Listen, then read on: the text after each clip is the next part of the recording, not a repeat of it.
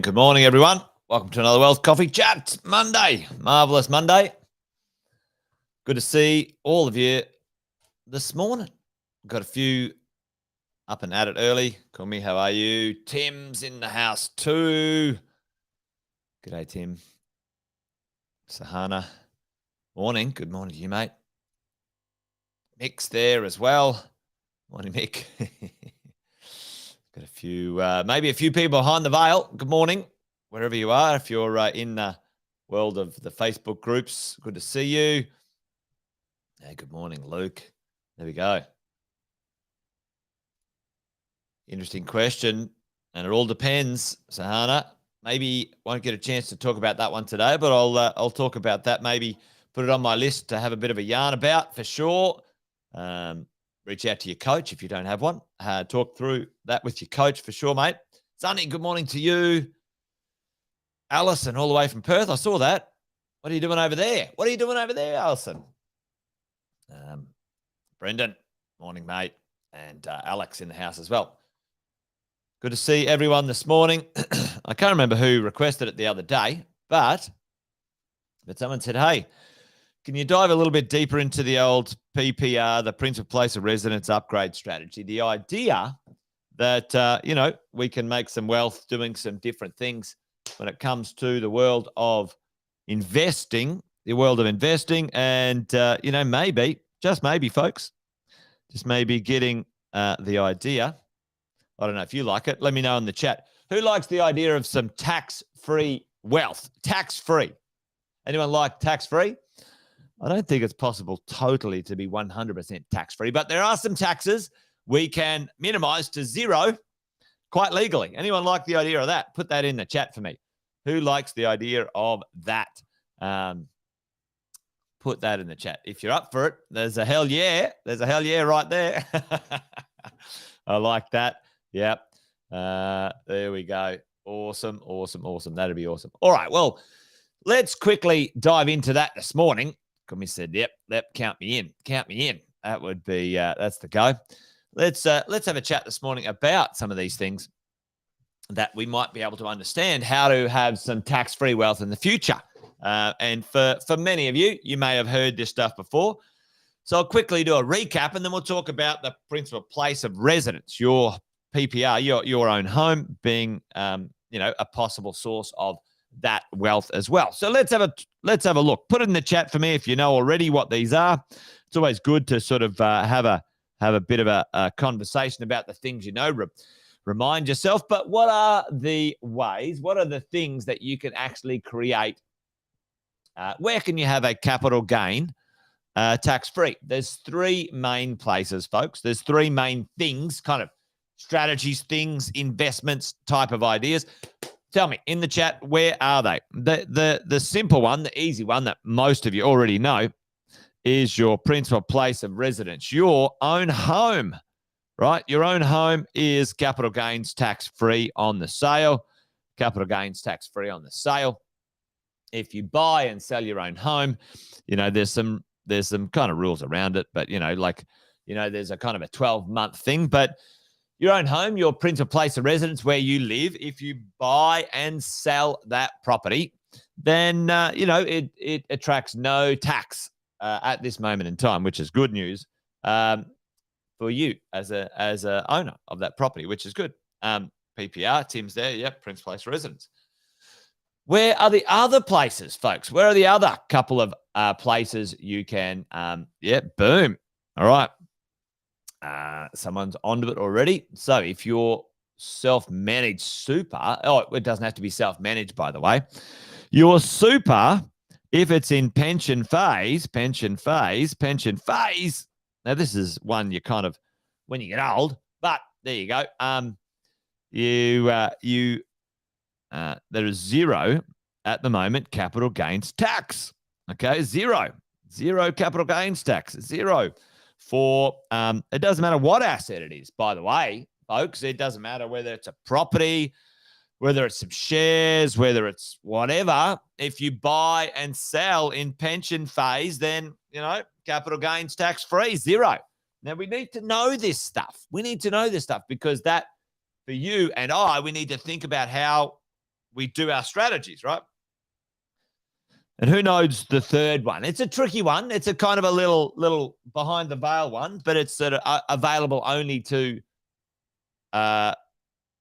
business owners. Who knows this one? Well, I'll tell you, you can sell your business, and it can include a commercial property. It's another way to get a property tax-free, by the way, folks. Small business capital gains tax concession. Selling a business. Okay. And technically, it's up to about $6 million, depending on how you do it, right? So tell me, folks, is there any limits? So the small business capital gains tax concession, there's a limit there, capital gains tax free, 6 mil. Is there any limits in your super, by the way, folks? Any limits in your super in there? Well, at this moment in time, there's a proposal to bring in a dollar amount to charge you 30% tax on your super. So I think there's going to be some limits in, what happens here. Let's see what happens there. But is there any limit? What's the limit? What's the maximum you can sell your Prince Place of Residence for tax-free, folks? Is there any limit? Tell me, what is it? 5 million? Is it 10 million? How much? What's the limit, folks? What's the limit? What's the limit on selling your home capital gains tax-free? Anybody know? Anybody? Bueller? There ain't no limit. Boom, unlimited. Exactly, Luke. It's unlimited, folks. So it's kind of this wealth vehicle hiding in plain sight. But what's the problem? What do most people get told to do? What do most of us get told to do? What do most of us get told to do when it comes to buying your own home? Give me the old, this is how you get rich. Tell me it in the chat, folks. You know what you do? Here's what you do. You buy your home. No, you go and get a good job. You go to uni first. Get a degree. No, you don't get it. Well, you get a degree and you get something else with it these days, a debt. So get a degree and get a debt. Then go get a good job. Get married, have kids. Nothing wrong with that. Nothing wrong with getting a good job. Nothing wrong with going to uni if that's what you want to do. None of that is wrong, but it's might be flawed in the only way of thinking how to approach something. Then you get together with maybe a life partner and you might buy a house. And you know what? You should pay that house off. Pay it off, folks, because that's how you get rich, don't you? Pay your home off. That's how you get rich. No, that's bullshit. That's how the bank gets rich. Now, nothing wrong with reducing bad debt and redrawing it and making investments in good debt. That's not what today's about, but that's the old adage, right? Hey, buy your home, pay it off, then you'll be rich. No, then you'll be old and too old to spend the damn money, right? And then you get stuck. Oh, yeah, I'm there forever. I love this place, blah, blah, blah, blah. Anyway, let's talk about that today. Let's talk about the Prince Place of Residence upgrade strategy and how we can make the most of this stuff, folks. There are three ways. There's three ways that we can. There's three ways the principal place of upgrade strategy works, right? The idea is pretty simple, folks. Yeah, and cash flow poor. Exactly, Brendan. We put all our money into this damn property, and especially if you're not using the equity in that property to buy other assets, right? is all of your wealth is in this property. All it is saving you rent, right? And do the math on that. You can't buy me a bloody coffee, but you're rich on paper. It's useless. And if you're not leveraging it, if you're not, there's actually a brilliant book I'm reading at the moment called Die with Zero. Pretty full on, but it's really interesting.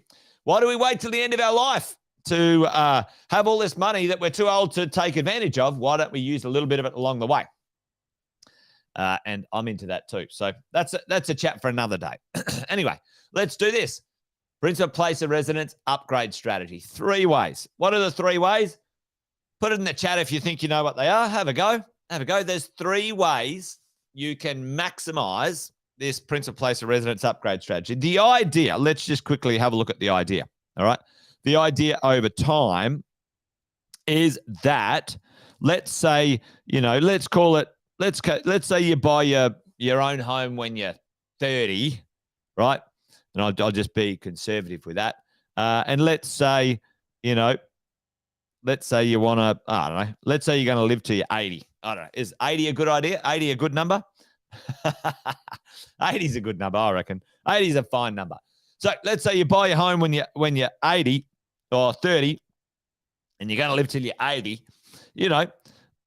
What is the section of this? You go, all right, well, 30 to 50, 50 to 50 to, I don't know, 60, and then 60 to 80 or something like that. I don't know. Chop it up into a couple of sections, okay? What can we do? How can we do this, right? This house here, this purchase, you don't want to still own the same one over here. What can we do? How can we maximize that? That's the idea for the principal place residence upgrade strategy. How can we do it, right? Yep, there's a downsizer contribution into super. You're dead right, Luke. And that's a good strategy later on as well, because you can transfer tax-free capital gain, right? And you can transfer that in to your super and make it a tax-free income from that point onwards, which is super cool. I like that, tax-free income. Okay, so let's have a look at this. Principal place, there are 3 ways we can do it. The number one, the number one is the sell and upgrade your property and area. Okay, so it's pretty simple. Let's say you're charging along. You might have been in that place 10, 15 years. Usually the optimal time frame is a kind of a 15 to 20 year changeover. And I'll show you some numbers in a second on that. So sell and upgrade. You've got to upgrade the type of property and the area that you live in. Okay, and the upgrade. There is one cost to the upgrade. There's one cost to the turnover. There's one cost to the change, which is stamp duty. I think that's highway robbery, but fair enough. No, and Luke, sometimes that's what happens with family and whatever. We stay in the same place. So the second version of the PPR upgrade is something that people will do. Now, Luke, your kids won't be at home forever. I've got 3. My eldest 2 are just about to move out. We're looking at our next move when it comes to where we live and what we do.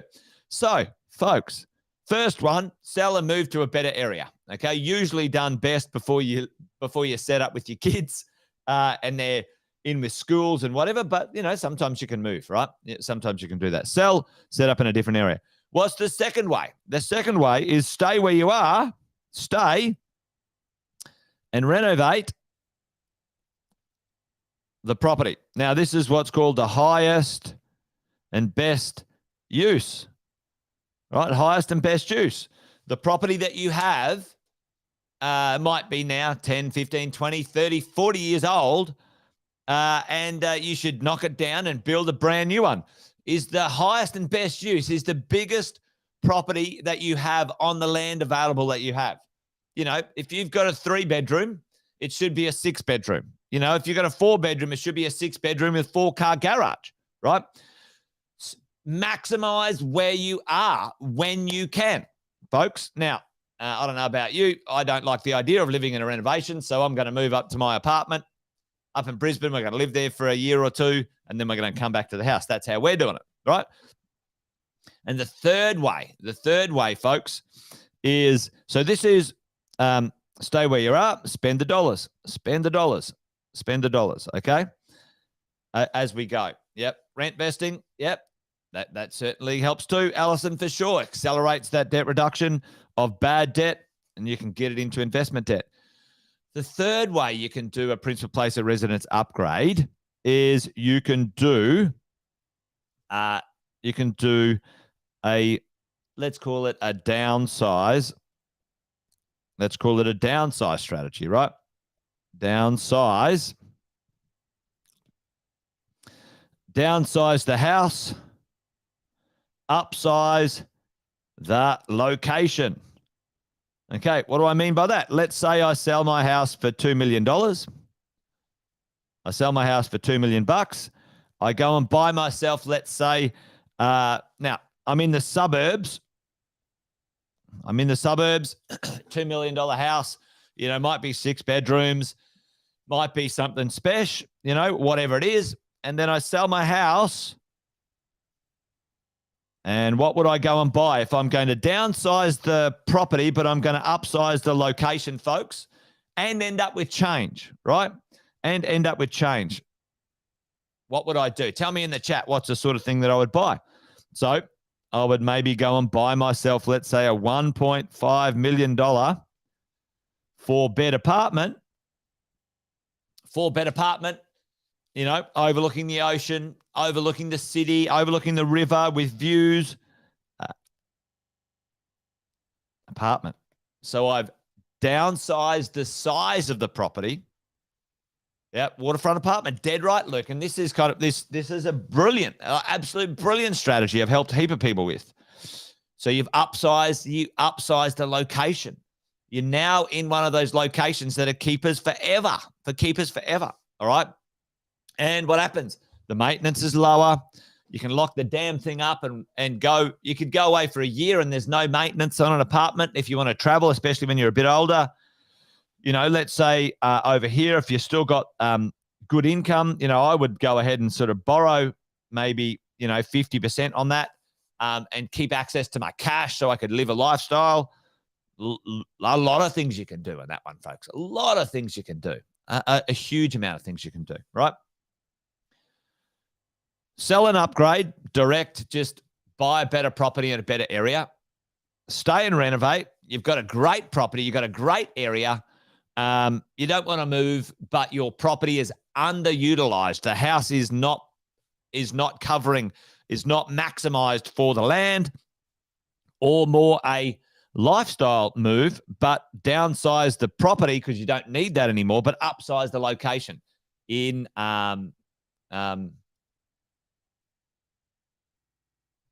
where you are.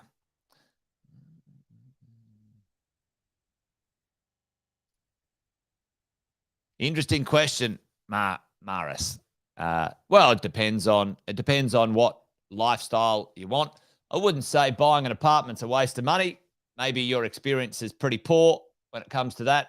My experience is every apartment that I've had has made me many, many, many millions of dollars. So I'm not quite sure what you're talking about. Maybe you're just buying rubbish properties in rubbish areas, Maris, don't do that. Don't do that.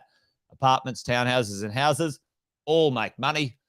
After helping people buy over 10,000 properties, I've got some stats to draw upon. Anyway, there you go. Hey, so well, that's another story. How do you manage the debt? Well, it's another story when it comes to, how do the wealthy live off their properties in the future, folks. Like, most of you have been brainwashed to think that paying off your debts is the way to be wealthy, and it's not. It's not. Paying off debts actually helps banks become rich. That's why people lose their mind when I say pay interest only on your investment properties, and they're losing their minds. Yes, reducing debt that has no tax deductions, that doesn't produce an income, that you can't that doesn't give you any benefit. Yes, eliminate that debt, maximize investment debt where possible, and make sure that you have access to your your debts and redraw your equity? Whoever's asking that, that's a great question. I'm going to put that one as maybe my next wealth coffee chat. How about we do that?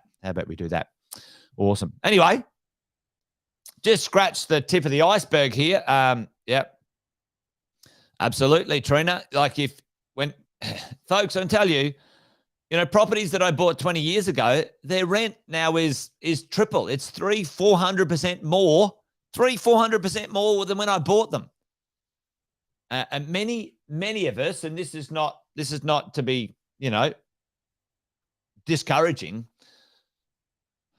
You probably don't even, you've got no reference to understand what's going to happen in the future. Like, I'm not going to say trust me because that's bullshit. Like, listen, it works. You buy something, you keep it for 20 to 30 years, and it turns into something awesome. But just buy great properties and keep them, folks. Seriously, all right? Stop pretending. Stop thinking there's a magic trick. There ain't no damn magic trick. Buy a good quality thing and keep it and stay on track with the strategy, all right? The idea of chopping and changing and trying to do it fast and whatever, that's the bullshit. That's the bullshit. Yeah, there you go. Anyway, might get a bit ranty today. Anyway, there you go. Wealth Coffee Chat done and dusted. There are 3 ways. And when you buy and sell the principal place of residence, let's say when you're 70 or 80, that property has doubled, tripled, or quadrupled in value. The gain, folks, is tax-free. You can, at some point, you're going to downsize that property. You're going to live and enjoy your life, and you want to have a good place to live, and you want to have, plenty of cash and cash flow, like Trina's saying. What might that do? You might reduce some debt because you want the income to spike. Okay, you might. There's plenty of choices, but how can you earn money? How can you create wealth paying little to no tax? Well, there's a few strategies in that sort of stuff. So, yeah. Excellent, Alison. Legend. All right, folks, that's it. I'm done and dusted. Wealth Coffee Chat over and out for today. There's always plenty of detail in this stuff, isn't it? Like, maybe 10 or 15 minutes is not long enough for these Wealth Coffee Chats. But anyway, could probably rabbit on all day. And I am now. So I'm done. I'm done for today. All right, folks. You guys be good. Remember, a few sayings around here. This thing's a marathon, not a sprint. It takes time. Stick with it. Reach out to your team, your 6-star team, your coaches, your supporters. Take care of things. Join me tomorrow. Till then, folks, you guys take care. Bye for now.